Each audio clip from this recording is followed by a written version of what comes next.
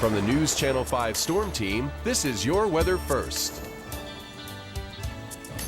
And of course, we're in the middle of a heat wave, folks, as we start off this week on a hot Monday and looking outdoors with our exclusive High 5 Tower Cam. We see a mostly sunny sky. It's hazy. We see a little bit of high cloudiness, but that's about it. That's all that's protecting us from the sun. It is 101 still at your local station right now. North wind at 9. Humidity is very low. That's why it doesn't feel any hotter or much hotter than the 101. Your barometer is low, and of course no rain. We are working on some things here in the Weather Center, trying to find an end to the heat, but it's on right now. Any rain in the forecast, we're trying to find that as well, and it's day number 25 of tropical season. We'll look at it. Here's your 6 o'clock news. Tonight on News Channel 5 at 6, an Alexandria man is behind bars after being accused of trying to kill a police officer. We'll have the details. I'm Brooke Buford in Cheneyville. Over the weekend, irrigation workers unearthed a set of human remains. But is it a crime scene or a piece of history? I'll tell you more tonight. State leaders are still expressing their outrage over the governor's decision to take money away from Dabity. What the North Rapids Business Alliance Group said about that decision coming up. And as Tropical Storm Debbie looms over the Gulf of Mexico, one group here in Cenlo is watching it for you. News Channel 5 at 6 begins right now.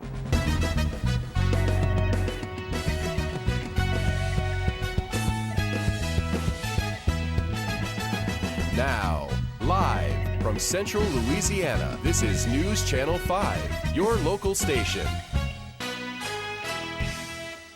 Good evening and thank you for joining us for News Channel 5 at 6. I'm Joy Howe. Dale has the night off. We begin tonight with Alexandria police arresting a man they say tried to hit an officer with his car during a traffic stop.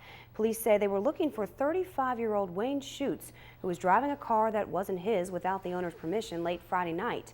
Police found Schutz and pulled him over, but police say Schutz hit the gas and rammed the officer's vehicle and then drove off.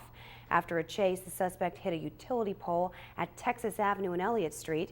He was arrested and charged with attempted first-degree murder of a police officer. Meanwhile, the investigation into a stabbing that took place on Yale Street continues tonight. Police say a man was walking home when he was approached by 3 people who wanted money. When he told him they didn't have any, they broke out into a fight.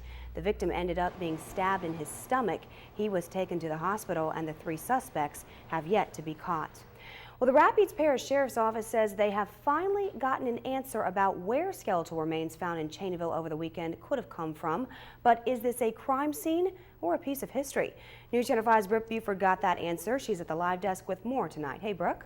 Hey, Joy. It certainly was a surprising find in Cheneyville. On Friday night, field workers unearthed a skeleton while working in an irrigation ditch. Now those bones are on their way to being tested, but as I found out, there may be more to this mystery than meets the eye. It was a typical afternoon for Ryan Hawkins as he was working in the fields in Cheneyville Friday afternoon, until he and other workers unearthed quite a find. Get a phone call from one of the watermelons saying, hurry up, come fast. There's something in the ditch. Thought it was a snake or something. That something turned out to be something quite surprising. See a body with a skeleton. I was freaked out. The crew called the Rapids Parish Sheriff's Office. By Saturday morning, detectives were in the field working on what appeared to be a crime scene. We're actually digging. We already have the parts of the skeleton exposed, so we're digging to preserve that particular skeleton. By initial accounts, it looked suspicious. From looking at it, from my observation, we thought it was just a dump site that someone dumped the body. But then detectives made another find, another body buried in the ditch. What we realized is that there's a whole grave here, or there's a cemetery here of bodies. And the further we look, the more evidence that we find of that. Unmarked graves in an unknown cemetery. Now the bones will be sent off to an LSU lab for testing. And as detectives await results, Ryan says this might be the most interesting find in Cheneyville that he can remember. Especially here in Cheneyville, we just hardly ever find anything. And according to detectives and the mayor, the cemetery might be an old Civil War or slave plot. The official answer as to where those bones came from will come the next few weeks after anthropologists complete testing. Joy? Very interesting, Brooke. All right, we'll be looking for those answers in the next few weeks then. Thank you, ma'am. Well, it was all business at Granbury Hall on the LC campus today. Local lawmakers and business leaders gathered as part of the North Rapids Business Alliance Group to talk about the outcome of the state legislative session. The main topic of discussion, Jindal's recent veto of funding for the Dabney Correctional Center in Pineville. Although it has been more than a week since the veto, many local leaders are still expressing their disappointment in the decision. We've got to move on, and we've got to make sure that we hold their feet to the fire to take care of the folks that lost their jobs. But look, the veto has been issued. We've got to pick up and move in a forward manner and try to create jobs in Central Louisiana and hopefully replace those jobs that were lost at Dabney. They aren't the only ones who are disappointed. Residents also came out and expressed anger of their own during a Q&A part of the meeting. Well, vendors from across the area gathered in Cenlaw to promote healthy living today. The Health Club held its annual health fair at the Louisiana Athletics Club on the LC campus. Organizers say the Health Expo is an excellent opportunity for the club to help show residents what Central Louisiana has to offer in health and wellness options. We've had a great response today. We've had early this morning, we probably had over 200 people come out to walk through the expo. They've truly enjoyed it. We've given away a lot of door prizes, and the responses that I've had today have just been excellent. They really like what we have to offer. 35 vendors showed up to the event. Rapides Parish is ranked 24th out of 64 parishes in healthiness across the state. For 17 years now, the Steubenville South Catholic Youth Conference has been held at the Rapides Parish Coliseum. But next year, things are going to look different. News Channel 5's Natalie North explains. The 18th annual Steubenville South Conference was held this past weekend, and a big announcement was made at the end of the conference. The next year, it will leave its home for the last 17 years, the Rapides Coliseum, and head to downtown Alexandria. This was not a decision that we just made last week. We've been working with this for a year. Father Jose Sanchez believes that having more venues closer to each other is a good reason to move the conference from the Coliseum to the Riverfront Center and Coughlin Saunders. But I really believe it's a lot safer to move in that area than more to transport people by buses and cars and stuff like that. More walking and less traveling via bus, Father Jose believes is not only safer, but will leave more time for the conference. The fact that we don't have to transport people from the Coliseum to Menard by bus, that is delayed time that we lost there. You know, right now we can move in a little bit faster walking to one place to another with the need to getting people in buses. But will the move hurt the Coliseum after the conference has called it home for 17 years? Financially, we will not suffer greatly from the loss of Steubenville here at the Coliseum. What we will suffer from is just the actuality of losing the event, because it's something that we have taken pride in hosting the event every year. Father Jose says they are grateful for the Coliseum giving their conference a home for all these years, but feels the downtown area will be a better fit, at least for right now.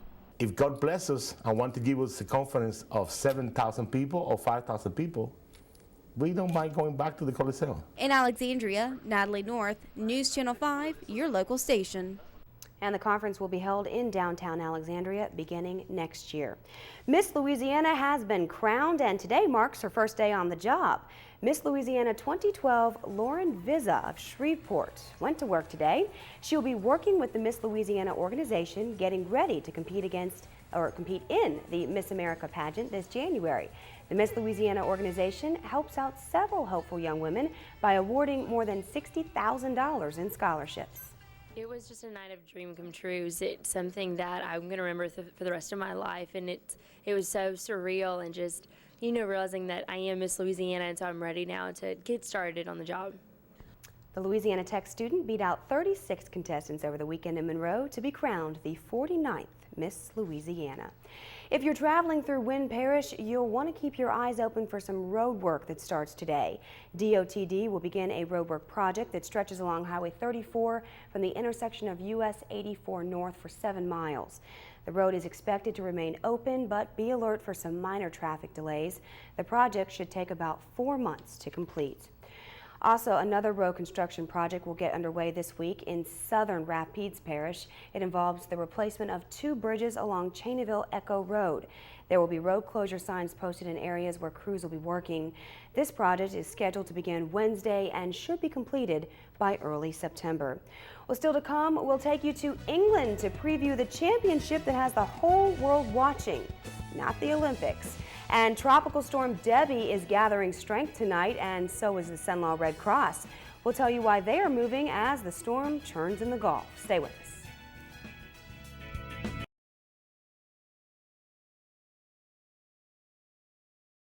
You're watching News Channel 5, your local station. Online anytime at KALB.com.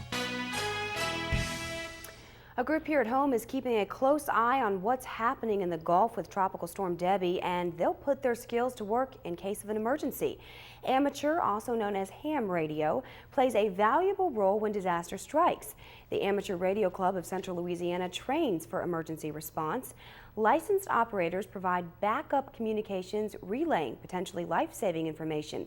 It can prove to be a vital link to help coordinate resources here at home or all across the world. And they say over the next few days, they'll be watching Debbie closely. Meanwhile, the tropical storm is still getting the attention of residents along the Gulf Coast. The storm intensified over the weekend, and forecasters say it could be a hurricane before making landfall later this week. The Cenla Red Cross is doing what it can to help out any region affected by the storm.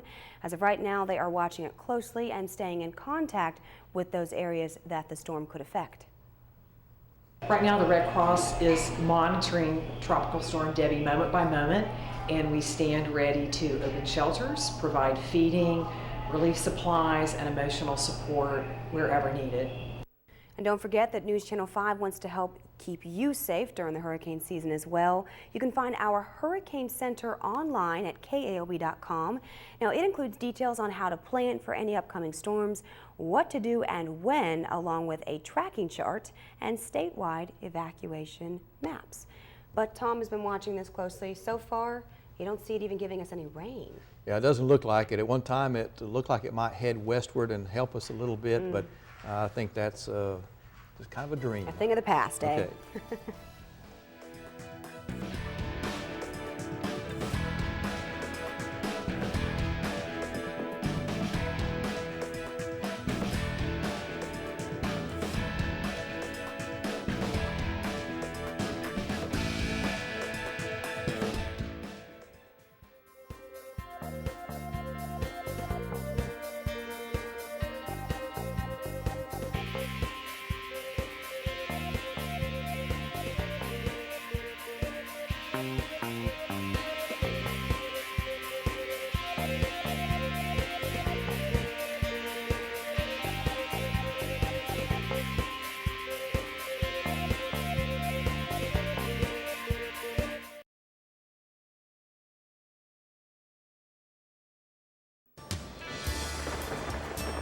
Now your most accurate storm team forecast. And across Central Louisiana, we have you covered live with Doppler 5. We've got Alexandria, Pineville, Rapides Parish, all the way through Avoyelles and even into St. Landry. But today, there's nothing showing up across the local area. We open up the scope, show you things here across the state. It looks like a dry time here in Louisiana right now. Temperature's still in the 100s, upper 90s, lower 100s, the 106 at Natchez. At the airport, I think that is a spike. The cooperative site there has been about 4 degrees lower than that lately. Tonight's lows, we're going down to 72. This is pretty seasonal here for late June, early July. We've got 71 over toward Leesville, Colfax, 72, and then back to 71 for Gina down south, probably mid-70s, Opelousas, Washington, and Ville Platte. Tomorrow's highs, we should max out. Once again, triple numbers will be common across the area. If you don't reach 100, you'll probably only max out in the upper 90s. Humidity won't be too high, and so the heat index probably won't reach or exceed the 105 that we start really worrying about, folks. In fact, I am going to keep just a 10% rain chance in as the front tries to bleed in out of the north and northeast. It's going to keep a steady breeze going for us as well. The network shows no rain here across Central Louisiana. These are false returns around the radar sites out to the west. Looking at the larger scale thing, we're still watching, of course, Tropical Storm Debbie right there. That's that cloud mass. Elsewhere in the tropics, it looks fairly quiet. Debbie about 30 miles south-southwest of Apalachicola, Florida, moving slowly to the northeast. The main impact from this will be the tornadoes that have been around for a couple of days and the flooding. The forecast for this is, since it's so close to land, it's probably not going to strengthen. It will move slowly across North Florida. Some of these areas could pick up 2 feet of rain event or storm total. Surveying the tropics elsewhere, we just don't see anything happening right now across the tropics. So Debbie is about the only thing that's happening, and she's not in our forecast. Future scan will move that, I think, a little bit too quickly. Some computer models are accelerating it east-northeastward. Some computer models are also keeping it stationary. I think the truth will be somewhere in between that. Whichever scenario plays out, she's not going to help us, any rain chances for us. So we're back to 100 tomorrow. I'll keep 10% in going with that little weak front bleeding in from the north or the northeast. Wednesday through Friday, the rest of the middle, latter part of the week, rain chances are down, virtually nothing. But we will see temperatures drop into the 60s. Mid to upper 60s will be common for 3 straight mornings there. That will be nice if you're out early, but it will heat up quickly as the dry air does. As we move into Saturday, still not much change, but we begin to see a little bit more moisture coming in out of the east Sunday and Monday, and that might drop the temperatures just a bit. Nighttime lows will come up a bit, and there's just a very small window of rain chances there at 10%. So if you're out this evening, 96 degrees, it will cool down to that by 7 o'clock. Heat index won't be high enough for us to worry too much about. So weather line is 442-1110, and don't forget our free weather app. And KALB.com as well. We have everything. You are just everywhere. Okay, we try to be. Except for those temperatures, I'm very pleased. Okay. Thanks, Tom. Coming up next in sports, a 5-time champion has been eliminated in the first round of this year's Wimbledon tournament. Mo will tell us who that is. And the New Orleans Hornets have struck a new broadcasting deal with a major television network. Sports and all those exciting details coming up next.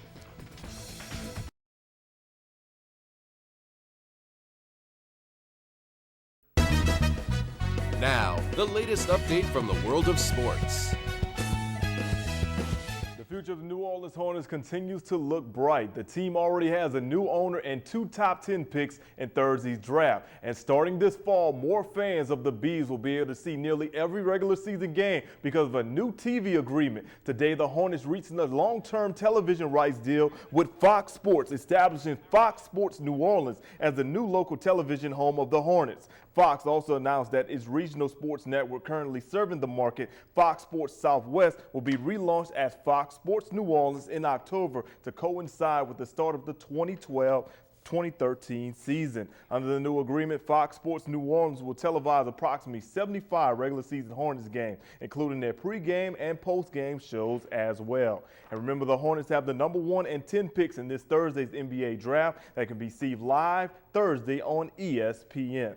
Sticking with the NBA, there was a South Beach celebration today in Miami as the Heat celebrated their second NBA championship. But this is the first championship for the team with LeBron James as their leader. This year's tie is especially sweet since the team lost in the finals a year ago. Lucky fans packed the American Airlines Arena for a chance to see and hear from their favorite players and coaches. The Louisiana Sports Hall of Fame induction ceremonies took place this Saturday, and the next athlete we are profiling is former LSU baseball slugger Eddie Furniss. During his tenure in Baton Rouge, Furniss led the Tigers to a pair of national titles in '96 and '97. He was the SEC MVP in '96 and in 1998 received the Dick Howser Trophy for the nation's top collegiate player. Furniss never thought in his wildest dreams that he would ever be inducted in any sort of Hall of Fame. Coach Bertman always said, anything you vividly imagine, ardently desire, firmly believe in, enthusiastically act upon must, absolutely must, come to pass. Well, I didn't ever imagine being in any Hall of Fame.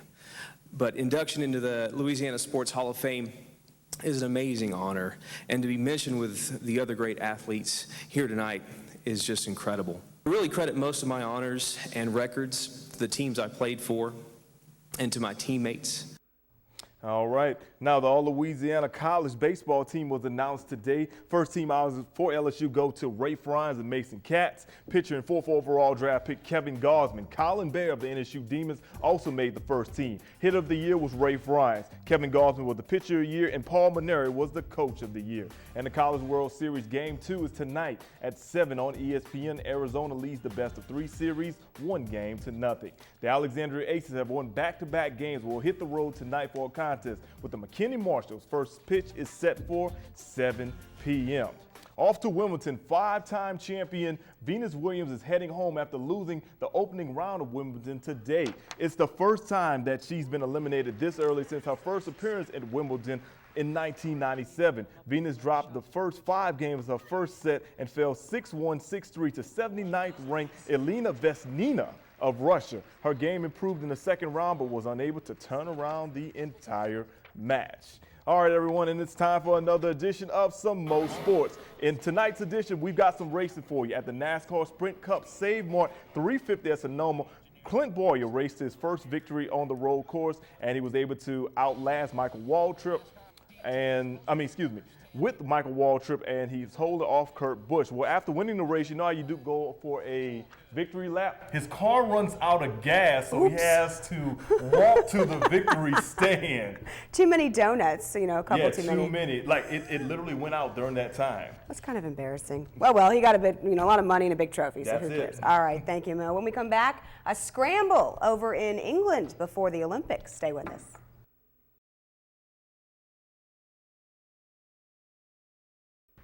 Finally tonight, as anticipation grows, the world turns its attention to England for the world's largest competition. No, not the Olympics, the World Egg Throwing Championship. Broken eggs are all part of the fun at the championship in Swatton, England. Egg target throwing is one competition, but there were plenty of others, including Russian egg roulette and egg relay. Now, most of the rules are pretty lax, but when it comes to the eggs, oh no. Only official free-range eggs of a certain shell and thickness and rawness can be used. And like the Olympics, people show up from all over the world to be shell-shocked for this. That does it for your news at 6. Thank you for joining us. We hope you'll be back here at 10. In the meantime, get your headlines at KALB.com. Have a good night. I'm Tommy